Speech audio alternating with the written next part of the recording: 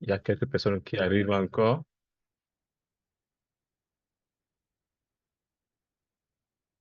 Alors, je vais demander à Diana de bien vouloir nous présenter, de bien vouloir nous partager la présentation.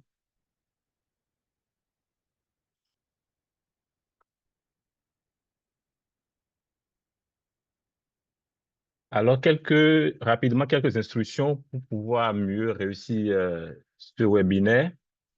Nous avons apporté aujourd'hui la session interprétation. Et si vous allez en bas de votre écran, sur votre plateforme Zoom, il y a un petit bouton comme le globe terrestre où vous pouvez cliquer là-dessus et vous choisissez la langue qui vous correspond. Si vous êtes francophone, vous choisissez l'option français et si vous êtes anglophone, vous choisissez l'option anglaise. Alors, rapidement, quel est le plan que nous allons suivre pour ce webinaire?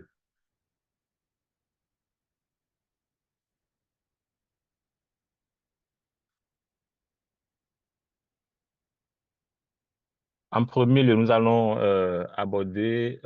parler du dauphin à bosse de l'Atlantique. Pourquoi est-ce que nous nous intéressons à cette espèce? En deuxième lieu, nous allons parler du plan d'action qui a été conçu pour mieux protéger cette espèce. Ce plan d'action qui a été élaboré, bien sûr, avec la CMS. En troisième lieu, nous allons parler du cadre régional pour la conservation et la collaboration qu'est le CCAHD. Après, en quatrième lieu, nous allons parler des outils de sensibilisation et d'éducation que nous déployons pour pouvoir faire passer nos messages. Euh, En cinquième lieu, nous allons faire une petite séance de quiz avec le Mentimeter. Et puis, pour finir, nous aurons la session de questions-réponses pour pouvoir finaliser cette séance de webinaire. Sans plus tarder, je vais laisser donc la parole à celui qui va suivre pour pouvoir, à Régis, bien sûr, pour nous parler rapidement du dauphin à bosse de l'Atlantique. Merci beaucoup.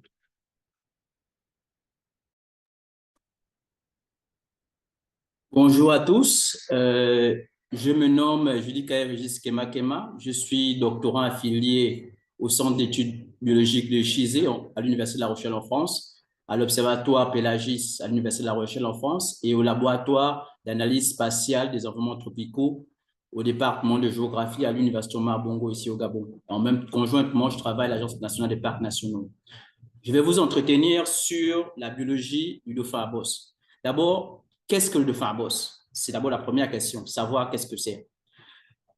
Cette espèce peut être facilement confondue avec d'autres espèces, mais il possède une particularité, comme dit son nom, la bosse. Il possède une bosse il possède une bosse, et cette bosse-là, elle est particulière parce qu'elle fait un tiers de son corps. En même temps, au-dessus de cette bosse, on a la nageoire dorsale. Cette nageoire dorsale, sa forme peut varier, mais elle est toujours au-dessus de la bosse. Au niveau de cette espèce aussi, il y a un bec fin et pointu. Il a un front qui est légèrement arrondi et des nageoires pectorales qui sont épaisses et légèrement arrondies au bord. Une des particularités de cette espèce est aussi qu'on peut la distinguer parce que le dauphin, les mâles ont une bosse plus prononcée que les femelles. Quelle est la distribution de cette espèce? À ce moment, cette espèce est repartie du Maroc à l'Angola. Et cette espèce est endémique au continent africain. On la retrouve dans on retrouve ça dans 19 pays. Et c'est sur 7000 km. Les études ont montré qu'on a moins de 3000 individus qui sont repartis le long de cette côte. Et ces populations sont petites et dispersées. Et très récemment, on a eu une confirmation au niveau de la Sierra Leone pour cette espèce normalement en 2024. Maintenant, la question est, quel est l'habitat de cette espèce? D'abord, il faut souligner que cette espèce, comme vous le voyez dans les photos, la photo au-dessus, qui a été filmée au Gabon par Tim Collins, montre que cette espèce, effectivement, est très côtière. On peut la trouver très près des côtes et dans des endroits exposés. Et on a une autre photo plus bas, celle de Gianna Minton, qui montre que cette espèce peut être aussi retrouvée dans des canaux de mangroves. Généralement, cette espèce, on la retrouve dans des profondeurs de moins de 30 mètres. On peut la retrouver, comme on dit, elle est côtière, donc dans les estuaires, les mangroves, très près des côtes. Mais quel est le problème? La zone où on la retrouve c'est une zone qui est favorable à plusieurs activités anthropiques qui sont susceptibles de menacer cette espèce.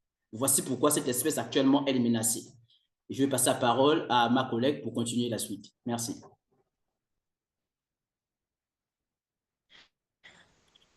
Merci beaucoup, Régis, pour ta présentation. Bonjour tout le monde, je suis Diana de African Aquatic Conservation Fund du Sénégal.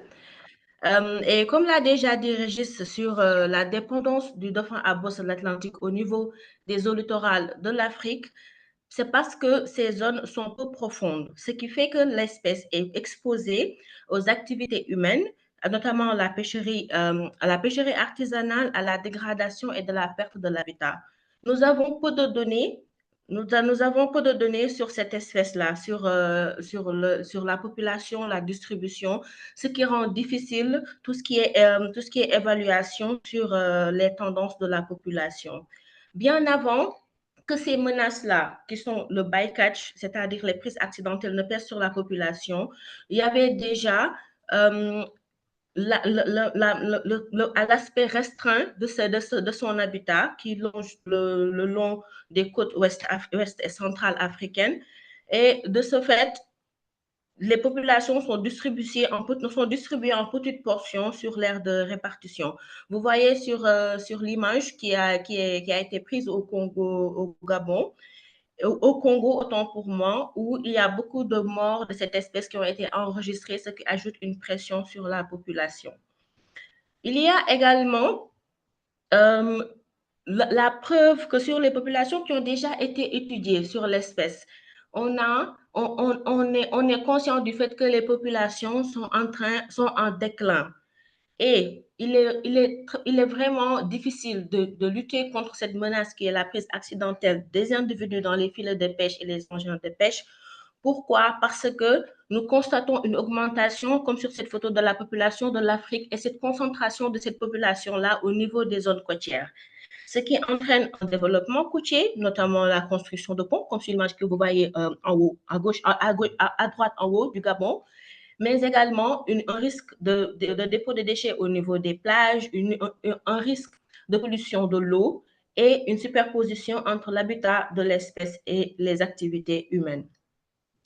Nous avons également aussi un plus grand défi qui est l'utilisation, après que les espèces soient prises, c'est l'utilisation de la viande de dauphin pour la consommation humaine, mais également pour appât, pour la pêche aux requins qui est beaucoup plus fructueuse, ce qui peut même mener à la chasse directe de l'espèce au niveau de certaines zones de l'aire de répartition, notamment la chasse ciblée.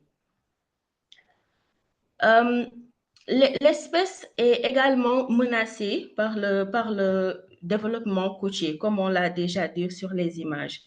Nous avons également, malgré le fait qu'il y a beaucoup d'études et beaucoup d'efforts pour la conservation de cette espèce, nous avons des lacunes et ces lacunes-là restent les limites concernant la distribution, l'abondance, notamment le cycle de vie, comme la reproduction, l'alimentation, la croissance, mais également l'état de santé de la population, ainsi que l'ampleur des menaces qui pèsent sur l'espèce. De plus, les capacités scientifiques dans les pays de l'aire de répartition sont souvent restreintes, comme celles des acteurs locaux qui sont à sensibiliser, les populations locales qui doivent signaler les observations d'échouage, l'implication de la population, mais aussi des gouvernements et des acteurs locaux, comme les AMP et autres. Il y a aussi un souci pour l'outil pour les programmes scolaires et des financements dédiés. D'autres obstacles concernent les lacunes juridiques également, c'est-à-dire l'application des lois dans les zones et la limitation technique sur le terrain, mais également le plus important, l'absence de financement durable, c'est-à-dire sur le long terme. Parmi les récentes expressions qui concernent le dauphin à bosse de l'Atlantique, nous avons le passage de l'espèce de l'état vulnérable à l'état de danger d'extinction critique en 2017 par l'UICN. Nous avons également la Convention sur les espèces migratrices, qui est la CMS, qui a mis en place un plan d'action pour la gestion des dauphins à bosse de l'Atlantique visant à réunir les scientifiques, les gouvernements et élaborer une stratégie de conservation. Et en 2018, suite à la quasi-extinction du Vikita, nous connaissons tous l'histoire du Vikita, le zoo de Nuremberg a organisé cette réunion pour anticiper et identifier les espèces en danger similaire. Et le SOUSA a été mis sur l'une des plus importantes et les plus urgentes à protéger. Nous avons également la commission baleinière qui a émis de nombreuses recommandations pour cette espèce et en 2019, elle a créé un groupe de travail sur le SOUSA en Afrique pour la conservation de l'espèce. Et enfin, le plus récent qui a été émis en 2024, c'est l'inscription du SOUSA sur la liste des espèces menacées en vertu de l'Endangered Species Act aux États-Unis. Merci beaucoup et je passe la parole à mon collègue.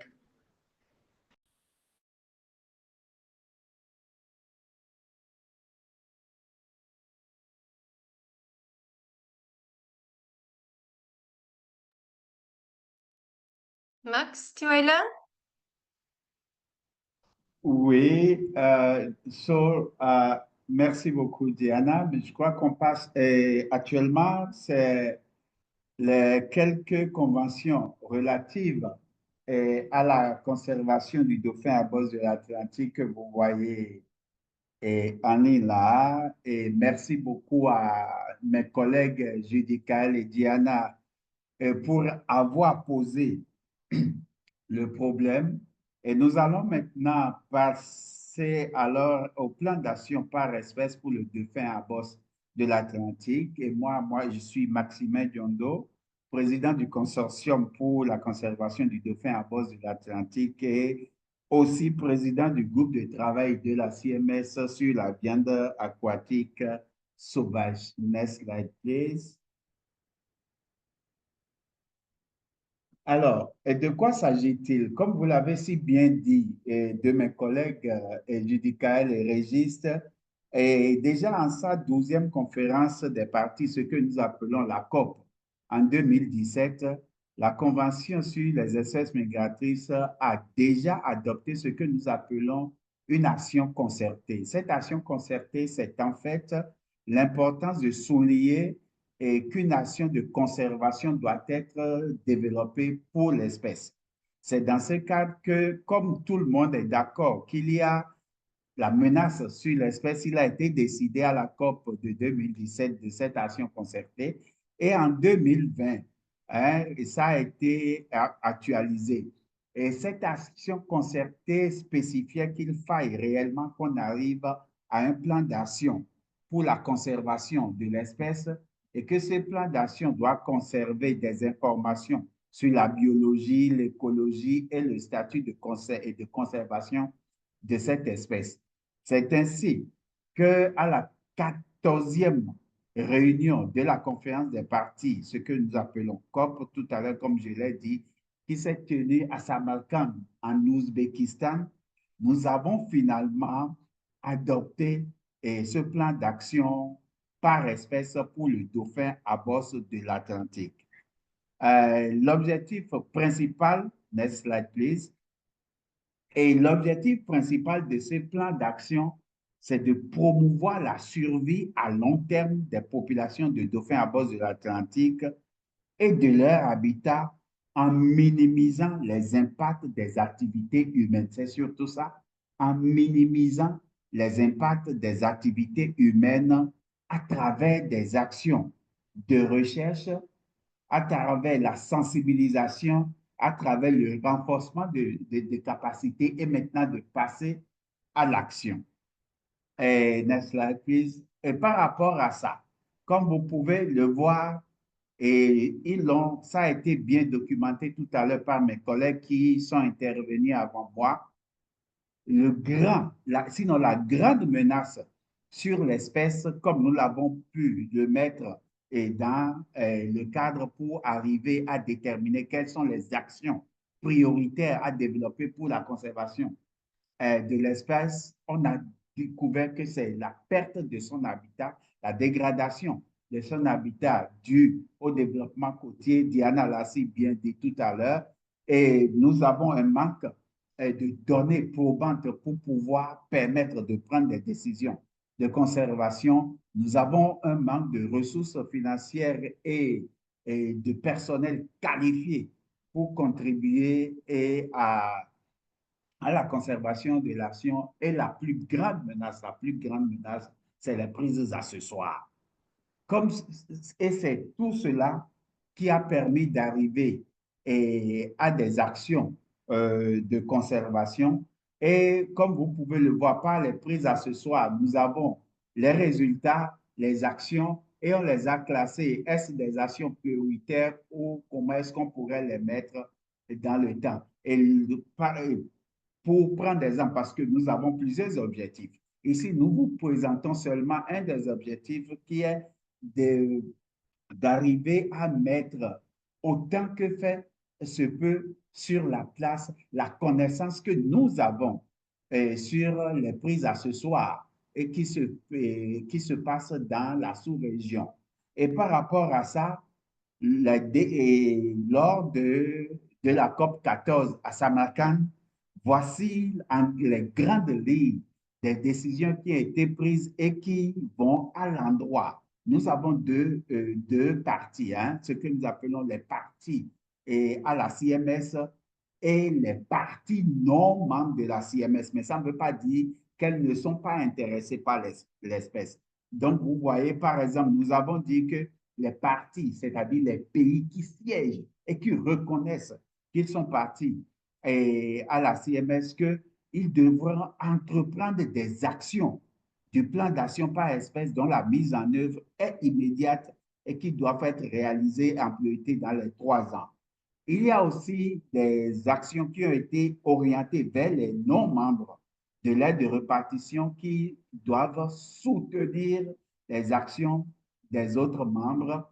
Et après, nous avons aussi pris comme les organisations intergouvernementales et non gouvernementales qui sont encouragées à soutenir la mise en œuvre du plan d'action par espèce par la fourniture d'un soutien technique ou d'une expertise. Parce que pour pouvoir arriver à sa mise en œuvre, nous avons obligatoirement besoin de ressources. Et enfin, et ce qui est important, qui a été souligné par le plan d'action par espèce pour le dauphin à bord de l'Atlantique, il a été noté et demandé à notre consortium de continuer les actions pour la conservation du dauphin à bord de l'Atlantique et à poursuivre notre soutien à la recherche et aux mesures de conservation pour cette espèce. Donc, je crois que si chacun, au niveau de chaque pays, nous arrivons à intérioriser ce plan d'action qui donne les lignes sur lesquelles on peut travailler, et nous pouvons reporter que nous avons pris en compte les menaces sur l'espèce et pourrons prendre ça dans les politiques et programmes de développement pour la conservation du dauphin à bord de l'Atlantique. Je vous remercie et je passe la parole à mon collègue suivant.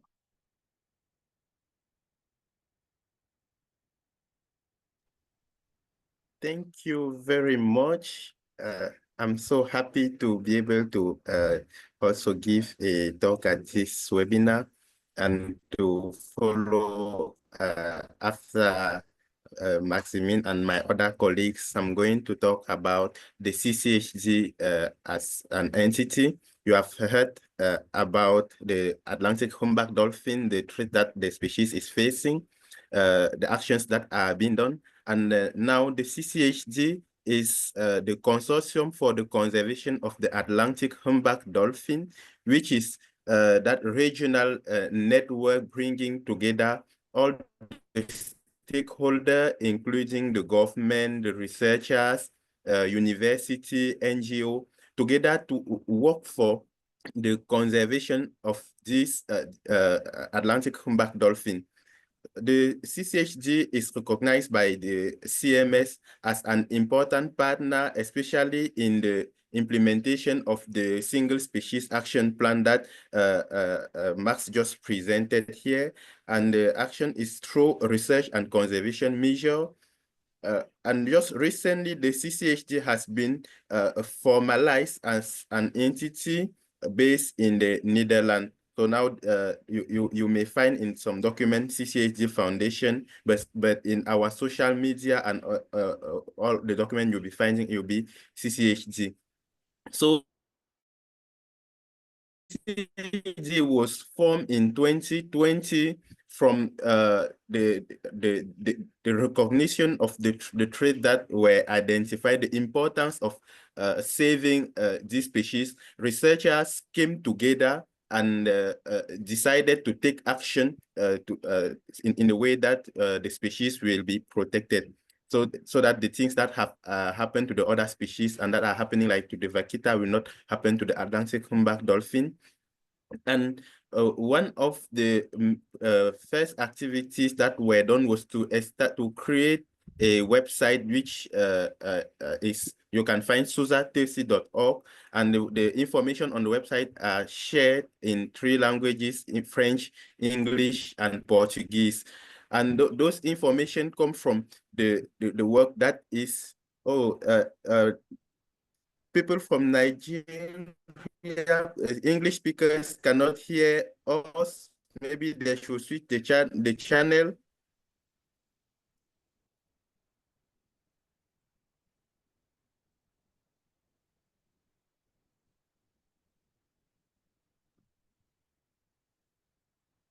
Cedric, maybe if you keep speaking, they can test. Maybe they need to turn the interpretation off.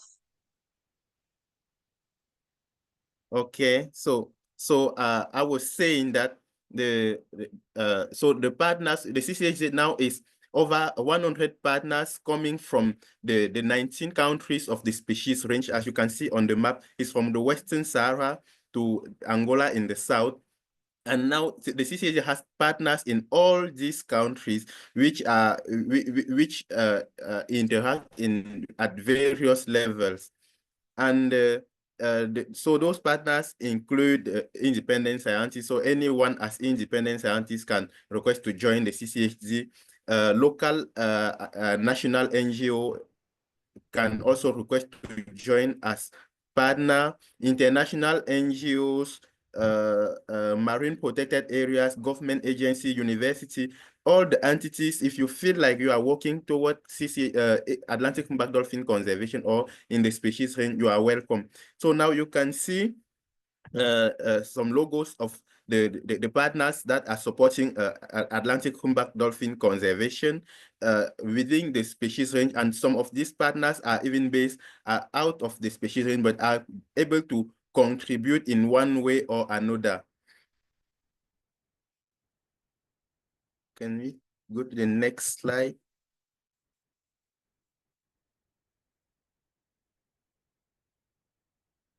So the CCAHD has to perform, the CCAHD has a fundraising strategies that comes in 2 ways.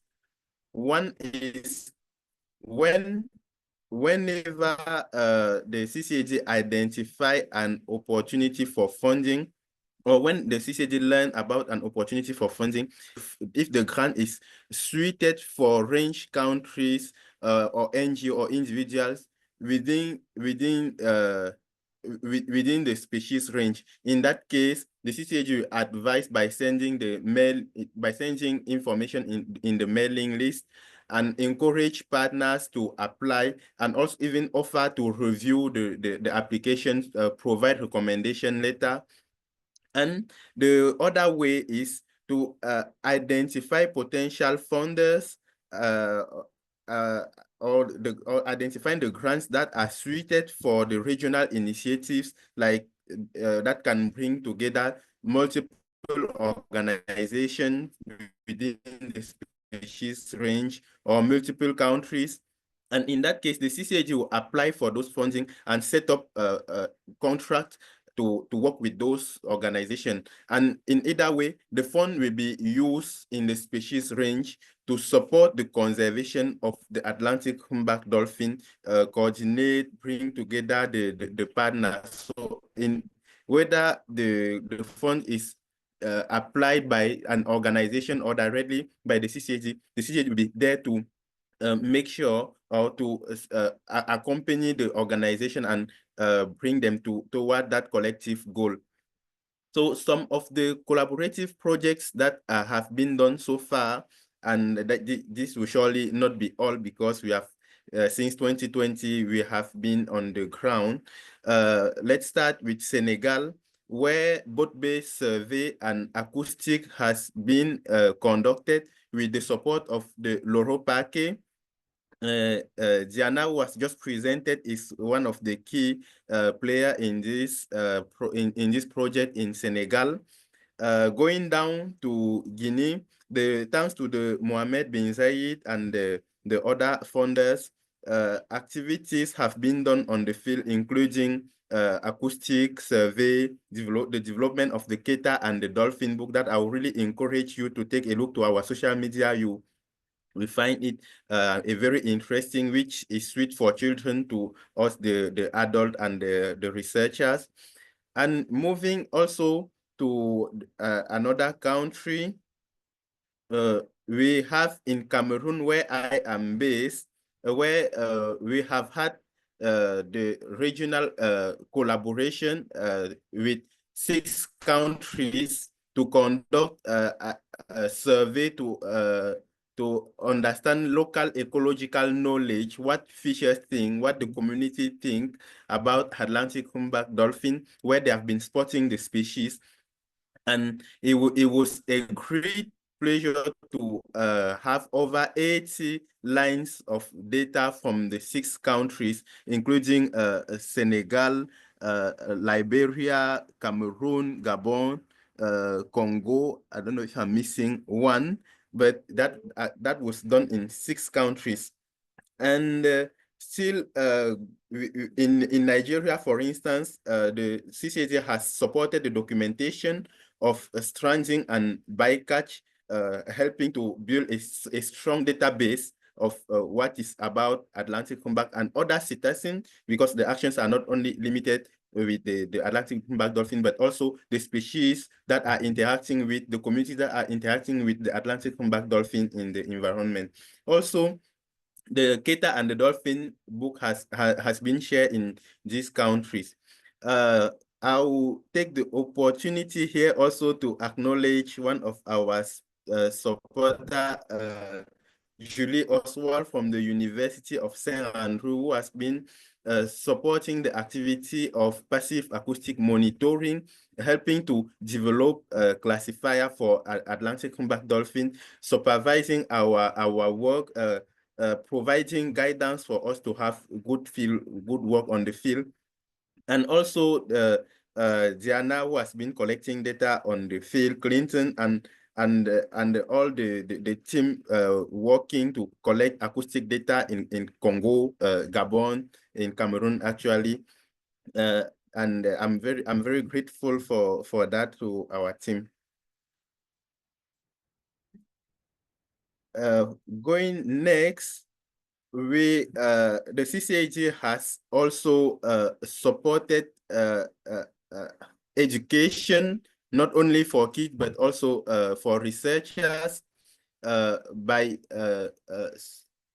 providing guidance, documentation, supervision for Diana Sek, for instance, in Senegal, who has defended her master's degree on the photo identification of Atlantic humpback dolphin in the Delta Saloum in Senegal.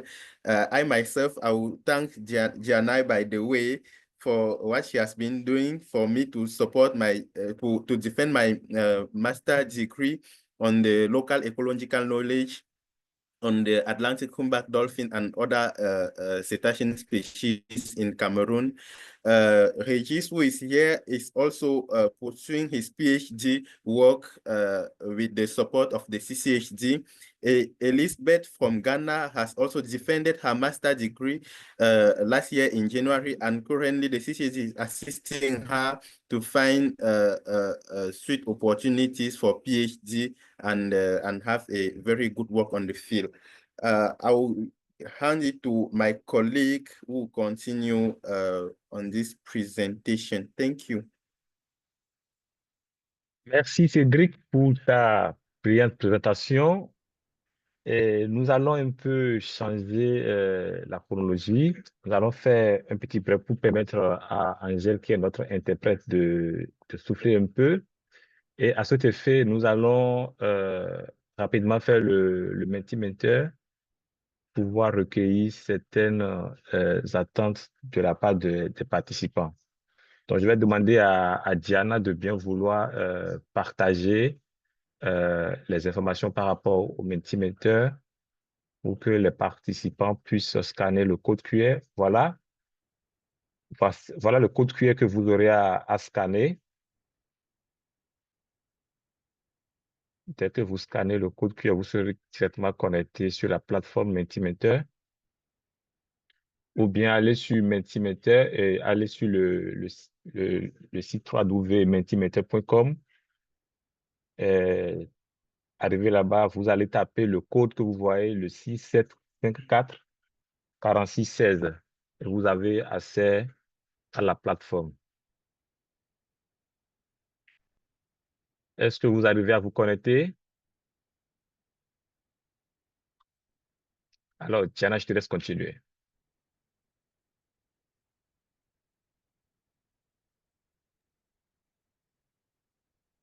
Okay, I'm just going to switch to the Mentimeter presentation now.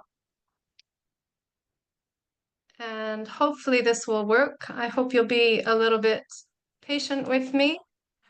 Aha, people are starting to answer. So in case you haven't been able to connect yet, the reason we're stopping now is to give our interpreter a break. Angèle, j'espère que tu peux te reposer pour 10 minutes maintenant. I hope Angèle will be able to rest for 10 minutes. She's been translating both ways. So we'll take a little time to do a few of these Mentimeter questions. If you have not been able to connect yet, si vous n'êtes pas encore connecté dans le Mentimeter, vous pouvez utiliser le code qui est en haut. You can use the code that's at the top here. So go on to menti.com and you can use the code 67544616.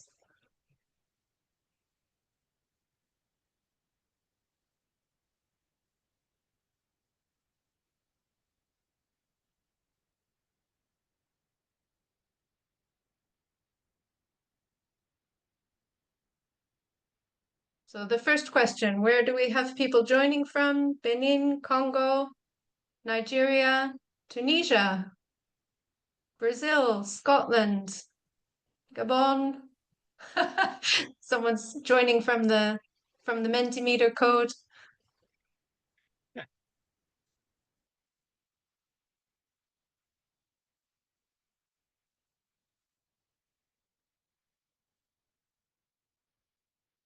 We'll pass on to the next question. On va passer à la prochaine question.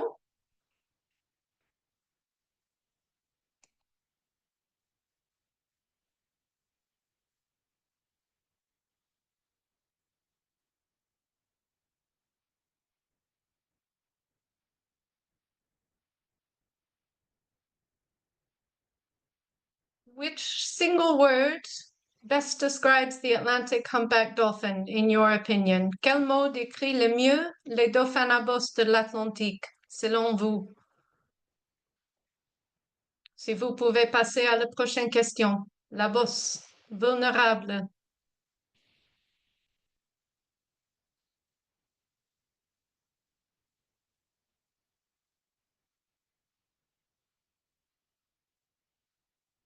espèce menacée, a threatened species, vulnerable, critically endangered, lovely, beauty.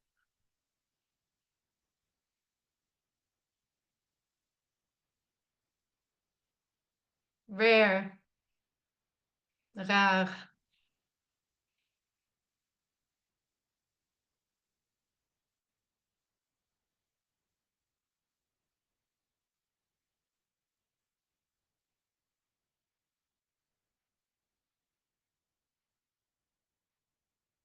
Il y a des autres qui veulent contribuer. Does anyone else want to contribute?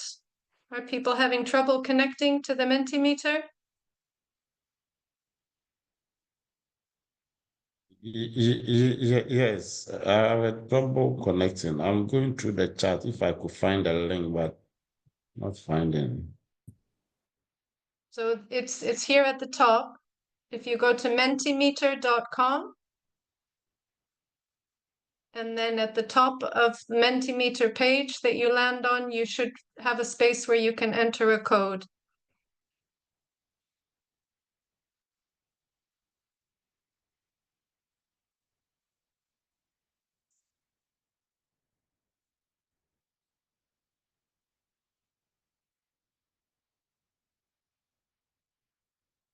Okay, we'll go on to the next question.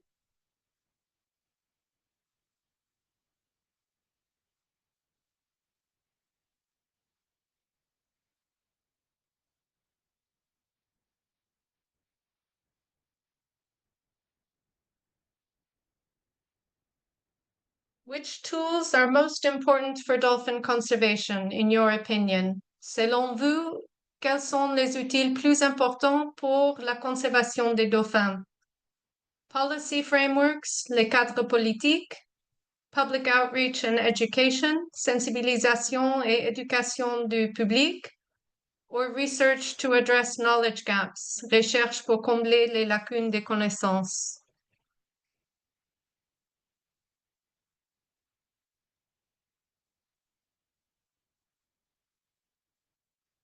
Aha, more people are getting onto our Mentimeter. On a plus de gens qui ont pu se connecter.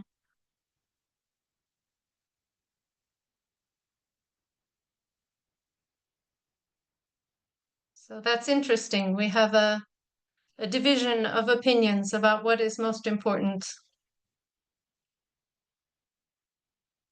And I think this is probably why, as the CCAHD, we try to address all three of these areas.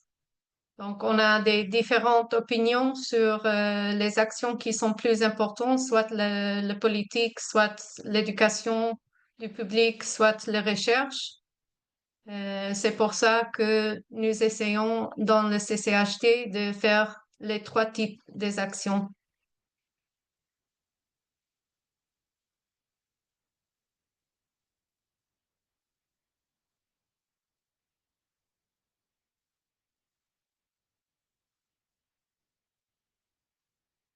Donc, maintenant, on va regarder une petite vidéo. We're going to look at one of the tools that we have for educating the public, and that is an introductory video on the Atlantic humpback dolphin. On a une vidéo sur les dauphins à bosse de l'Atlantique qu'on va montrer maintenant.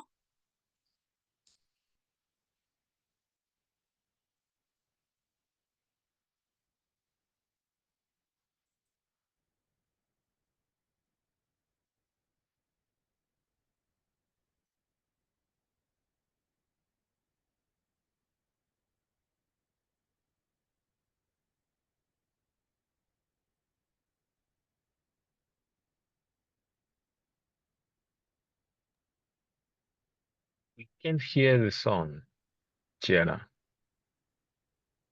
You don't hear the sound? No.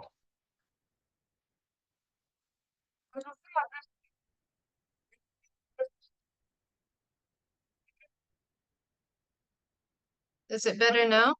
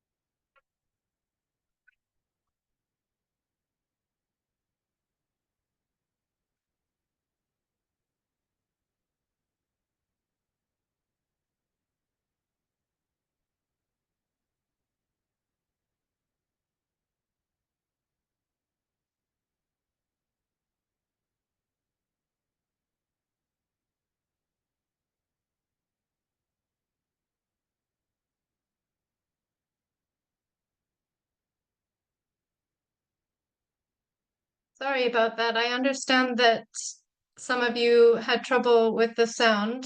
The video is available on our website, and Marlène is also about to talk to you about some of the other resources that we have on the website. So I will paste the link to the video in the website now. And just confirm with Angel. Angel, I'm sorry, we haven't given you very much time, but are you ready to start interpreting again?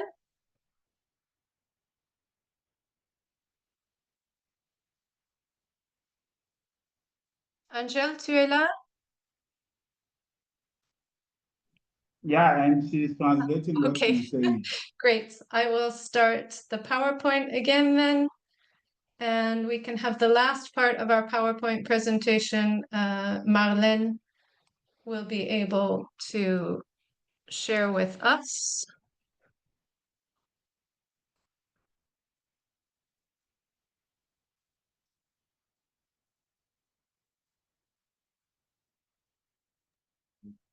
Bonjour tout le monde. Marlène, ça va? Tu peux continuer? Oui, c'est bon pour moi. OK. Vous m'écoutez?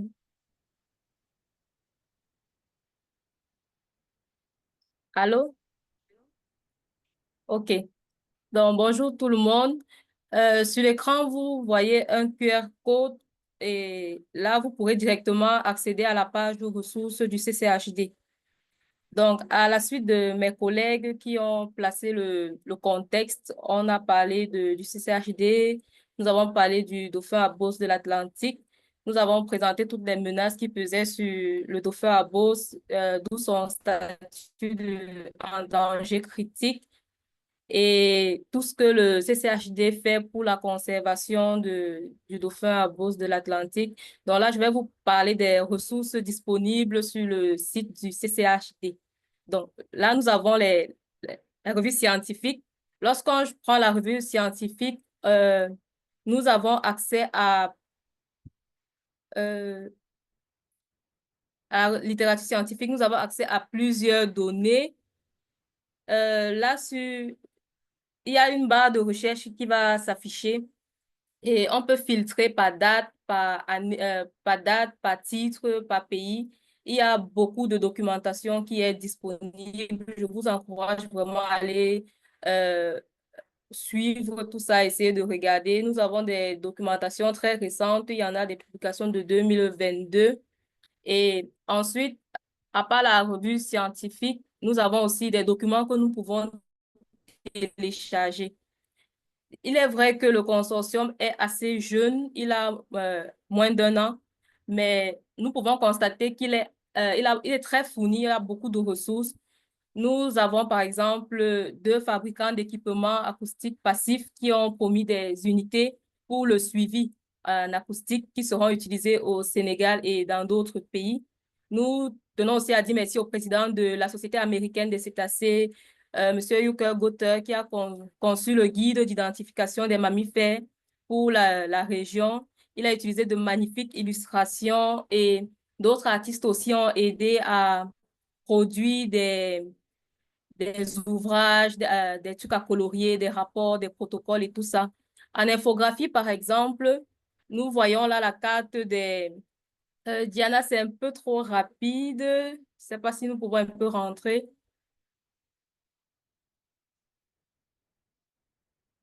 Donc, nous avons fait beaucoup de travail en infographie. Vous verrez là la carte de distribution du dauphin à bosse. Et notons que la plupart des ouvrages sont disponibles en 3 langues, en français, en anglais et en portugais. Et en l'en-tête à droite, il est possible de choisir les différentes langues dans lesquelles nous voulons télécharger les différents documents. Donc, ensuite, nous avons beaucoup de documents pour pouvoir identifier le dauphin à bosse. S'il est vrai que grâce à sa forme, à sa bosse, on peut facilement le distinguer. Il y a beaucoup d'autres caractéristiques qui permettraient de le distinguer. C'est pourquoi nous avons fait des guides d'identification que vous pourrez trouver et télécharger dans le menu ressources. Next.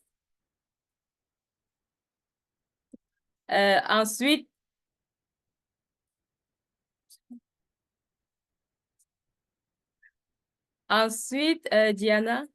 OK. Donc là, nous avons le protocole du CCAHD pour le suivi des dauphins à bosse, que ce soit des dauphins pris accidentellement ou des dauphins qui ont échoué sur la plage. Nous avons beaucoup de documentation là-dessus pour pouvoir collecter les premières données qui pourront permettre de, de, d'enrichir la base de données. Nous avons également le manuel que nous pouvons utiliser avec les pêcheurs pour suivre pour faire les enquêtes pour le suivi des dauphins à bosse de l'Atlantique. Ensuite, Diana, s'il te plaît.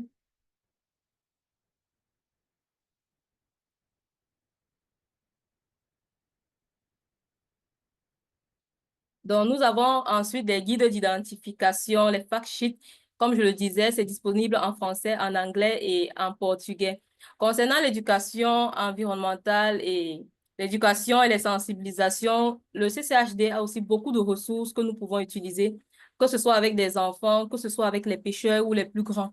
Entre autres, nous avons le livre Keta et les dauphins.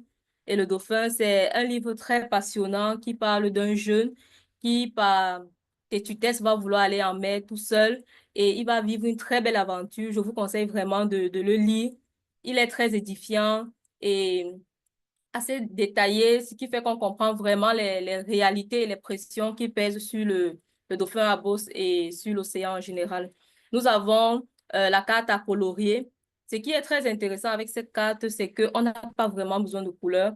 Même avec le crayon, avec un jeu d'ombre, euh, juste avec un crayon de couleur noire, nous pouvons faire de très beaux dessins. C'est un outil qu'on peut facilement implémenter avec les enfants, comme vous voyez. Je l'ai fait, j'ai essayé, c'était très attractif. Les enfants se sont montrés très dynamiques et très créatifs aussi. Également, nous avons le jeu de mémoire sur Keita et les dauphins. C'est un jeu de mémoire, en fait. Ça stimule la réflexion, ça stimule la créativité, la concentration des enfants. C'est aussi un jeu très, très intéressant. Il y a tout un module, tout un document pour comment comment le confectionner. Et le jeu est tout simple, c'est un peu comme les memories. Il faut trouver les pairs, en fait. Donc, c'est très édifiant avec des images très touchantes et très sensibles aussi. Je vous conseille vraiment d'essayer cela. Ça permet vraiment de captiver l'attention des enfants. Donc, là, c'est un peu globalement présenté toutes les ressources, quelques ressources qui sont disponibles sur le site du CCHD. Euh, Tout à l'heure, j'ai présenté le lien et si vous voulez plus d'informations, il y a là sur l'écran les différents liens où vous pourrez aller voir tout ce qui est déjà disponible et suivre l'actualité du CCHD. Je vous remercie.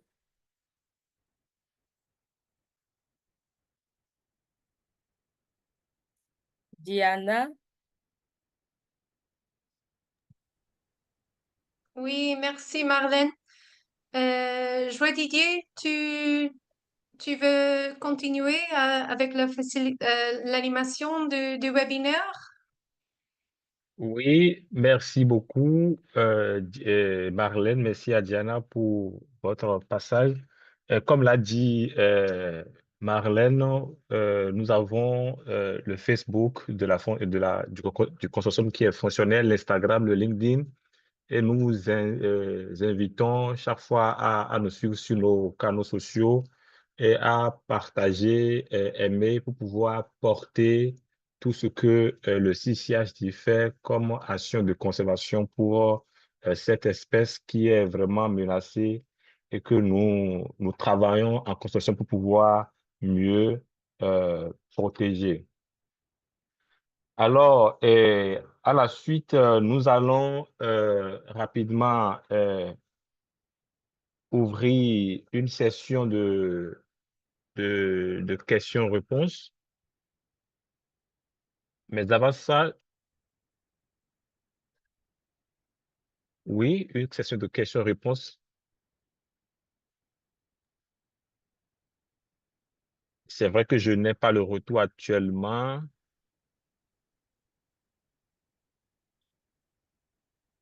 Donc, si vous avez des questions, vous levez la main. Je pense que Diana peut nous aider à recenser, à recueillir les questions. Et puis, ensemble, nous allons répondre aux questions. Donc, si vous avez une question, il suffit juste de la mettre dans le chat ou bien vous levez la main et nous vous accordons la parole.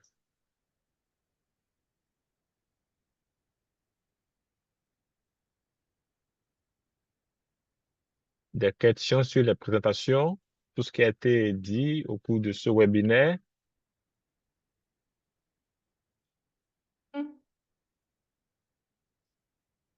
S'il n'y a pas de questions, on peut faire encore deux questions sur le Mentimeter. If there aren't any more questions, we could do two more Mentimeter questions. Ah. Ah. Ovi, vous voulez poser votre question?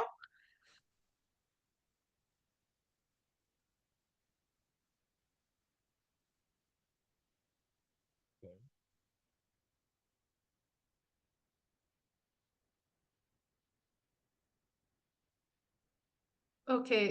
Dans le Yuri a chat. posé la question, quelles sont les tendances au niveau des captures de pêche sur cette espèce?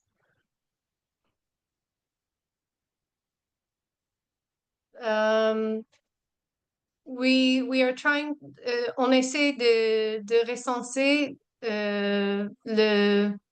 combien de prises accidentelles il y en a, mais c'est très difficile parce que la plupart des prises accidentelles sont dans les pêcheries artisanales qui ne sont pas vraiment observées dans une manière systématique. Donc, c'était un peu ça le but des entretiens que nous avons fait avec les pêcheurs. Et on est toujours en train d'analyser les données des entretiens. Mais on craint qu'il y a beaucoup de prises accidentelles parce que c'est une espèce qui se trouve dans les mêmes eaux où il y a beaucoup de pêche avec les filets maillons, qui sont les filets moins sélectifs qui ont la tendance de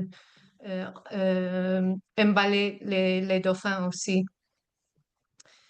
Randy Reeves asked a question which I'd like to address quickly. He asked if there's more information about the Sierra Leone observations. So until 2024, this was a country where we had no confirmed records of Atlantic humpback dolphin observations. We were very grateful that a CCAHD partner read a newsletter of a blue carbon group who was planting mangrove trees in an estuarine area of Sierra Leone. And they reported in their newsletter that they'd seen Atlantic humpback dolphins. We were able to get in touch with them. And I can put the link to the news item where we describe exactly how those records were made in the chat, Randy, if you'd like some more information.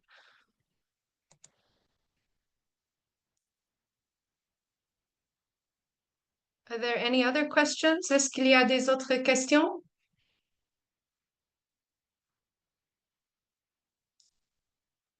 Dans le chat, non.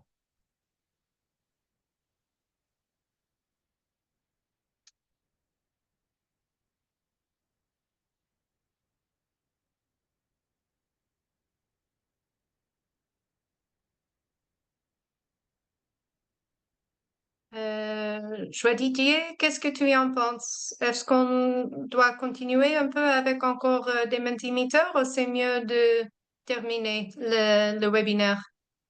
Oui, je pense que nous pouvons rapidement finir les deux questions qui restent dans le multiméter avant de de faire une photo de groupe et finir le... Ah oui, Oui. ok. Je vais juste copier-coller le lien. I'm just copying in the chat now the news item where we describe the Sierra Leone humpback sightings. And now I will share my screen.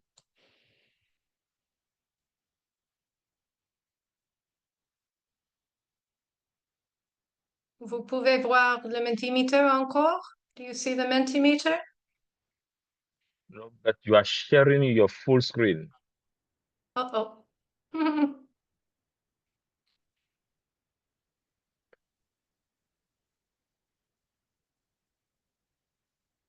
Okay. Now you Parfait. see the Mentimeter? Yep. Yes. Okay, so which of the tools presented today are you most likely to use?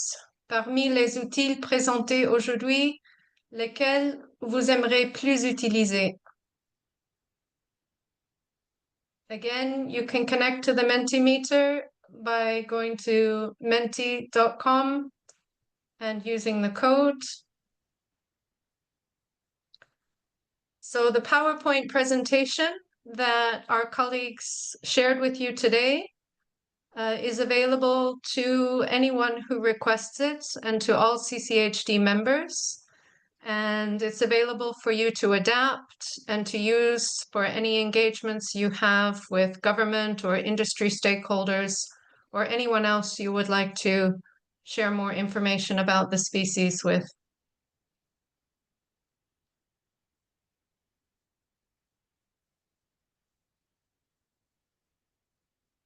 So most people seem interested in the regional identification guide that can be downloaded from our website. It's already available in 3 languages, English, French, and Portuguese. And all of the stranding and research protocols are also available on our website. Great. One last question for you.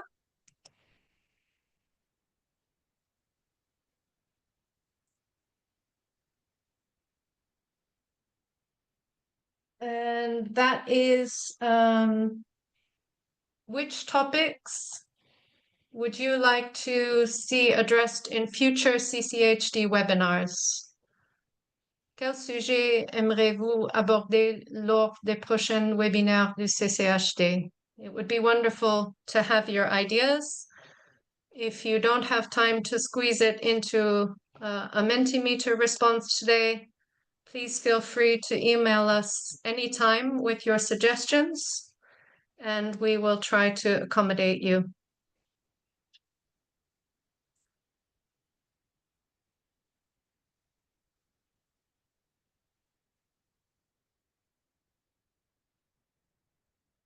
More detail about the biology of the species. So we are hoping to do more stranding and necropsy training regionally in conjunction with the International Whaling Commission Stranding Initiative. How can you be more engaged? I will share my email address in the chat. Please feel free to get in touch. And we welcome, as Cedric said, we welcome new members. So we'd love to hear from you. We also welcome volunteer efforts to help us with development of more materials, outreach materials. And we were hoping that with this webinar, we would also be able to encourage people to become more engaged and use more of the outreach tools and materials that we have developed. I see one question here. Do we have any depredation issues? I'm wondering if one of our range country partners would like to answer that. Perhaps Cedric. Is there an issue with humpback dolphins stealing bait or stealing catch from fishing nets or other types of fishing gear that you know of in our region?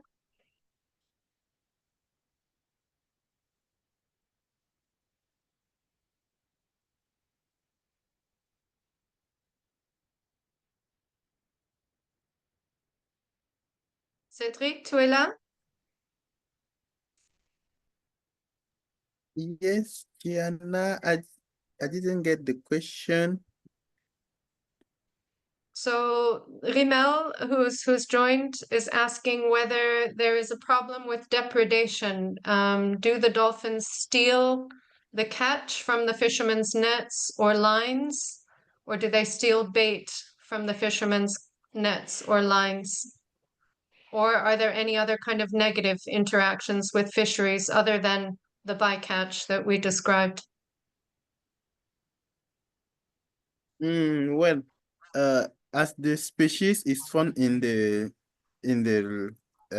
near shore, in the shallow waters, it's most the main trait, the main negative interactions that have been documented so far are the bycatch. So far, I'm not sure that we have had from the interview surveys that we conducted, we did not find from the local community the evidences of the dolphin being caught for bait and other negative interactions. So what was mostly reported was about accidental capture, but when it happens, the meat is now used for several purposes, while in some communities, they directly release the animals into the water if it is still alive. In the many countries, many communities, they collect the animals for food, such as the case in Cameroon, in Nigeria, in the part of Congo, and in the major part of Gabon. In some of these communities, when it happens, they also use that for bait in the fisheries.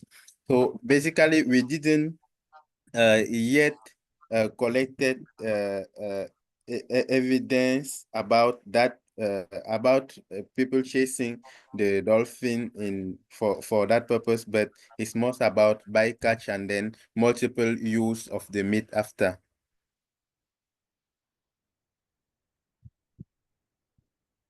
Great. Thank you, Cedric. And Edem has added that in Nigeria, the only reports they get are unconfirmed of Atlantic humpback dolphins destroying fishing nets to access the oceans and the mouths of creeks in the Niger Delta. So there is apparently some net damage.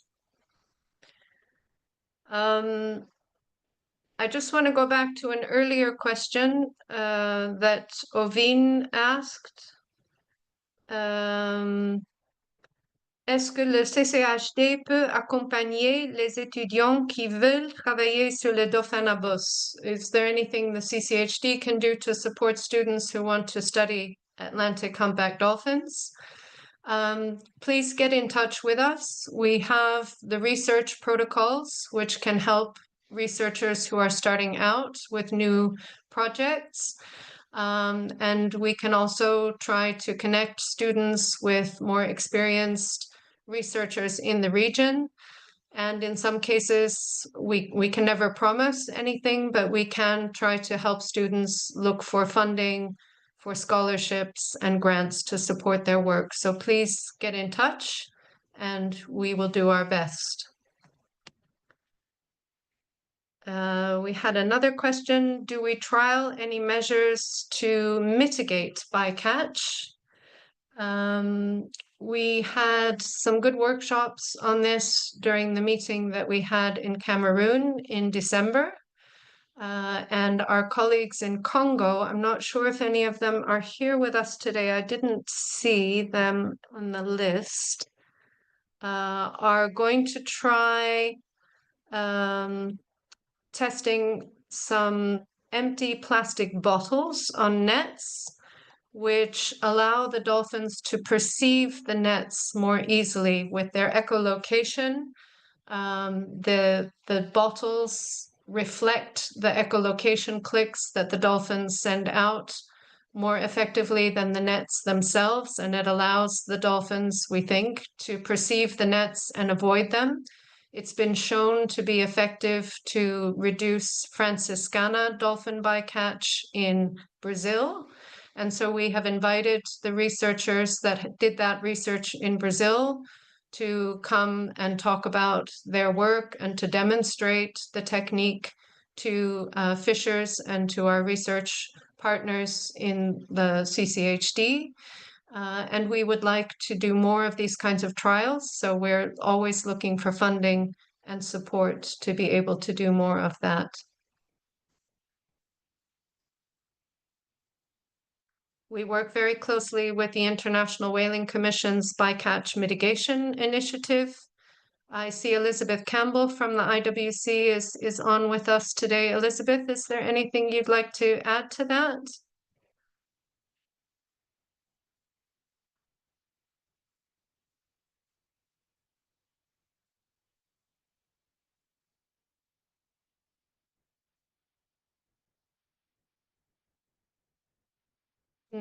Maybe she is unable to respond right now. No, nothing to add. She's typed in the chat. Great. And Edem has added, thank you for reminding me, Edem. Justina in Nigeria has also done some work to try and reduce bycatch in some offshore drift net fisheries by, I believe, reducing the profile of the nets in the water and also by attaching long lines to the drift nets. And I see in the suggestions for future webinar topics that people would like to see some more results of humpback dolphin research and the results of work that our colleagues are doing in the region, particularly on how to reduce bycatch in the region. So that is something that we will try to prioritize for one of our next webinars. Joie Didier, I think I'll hand it back to you to finish up the webinar today. I think Angèle, our lovely interpreter, has been working very hard, and we probably need to give her a break. And we've also starting to reach the end of our time. But it's been, yeah. Go ahead, Joie Didier. Merci beaucoup, Gianna. Pour compléter, hein, il y a Elisabeth qui a bien mis dans le chat que il reste ouvert pour discuter avec les potentiels étudiants hein, pour pouvoir voir dans quelle mesure ils vont collaborer pour pouvoir mieux étendre leur action dans la région. Alors, merci à toutes et à tous hein, d'être restés jusqu'à la fin de ce webinaire. Avant de boucler la boucle, je vais demander à tout et chacun de nous de bien vouloir ouvrir sa caméra. Nous allons prendre une photo de groupe pour pouvoir le garder dans nos archives. Merci d'ouvrir vos caméras, s'il vous plaît. Ça vient.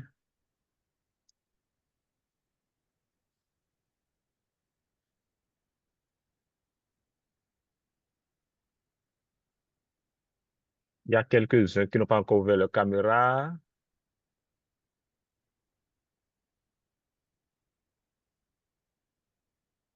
Alors, je vais essayer de prendre la photo.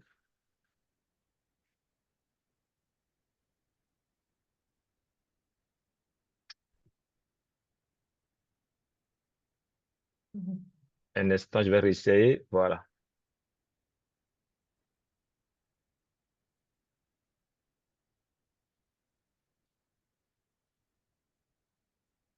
Alors, c'est bon. Merci beaucoup d'être resté jusqu'à la fin. Et Nous allons envoyer l'enregistrement. Le webinaire a été enregistré. Nous allons vous envoyer dans vos courriels respectifs l'enregistrement d'ici quelques jours. Et nous vous encourageons vraiment à suivre nos pages, nos réseaux sociaux, à vous abonner aussi à notre newsletter. La première version est sortie il y a quelques heures, hier. Donc, nous restons en contact avec vous pour les prochains webinaires. Merci et à bientôt. Merci tout le monde. Et merci surtout à Joie Didier pour l'organisation de l'événement. Thank you, Joie Didier, for your organization.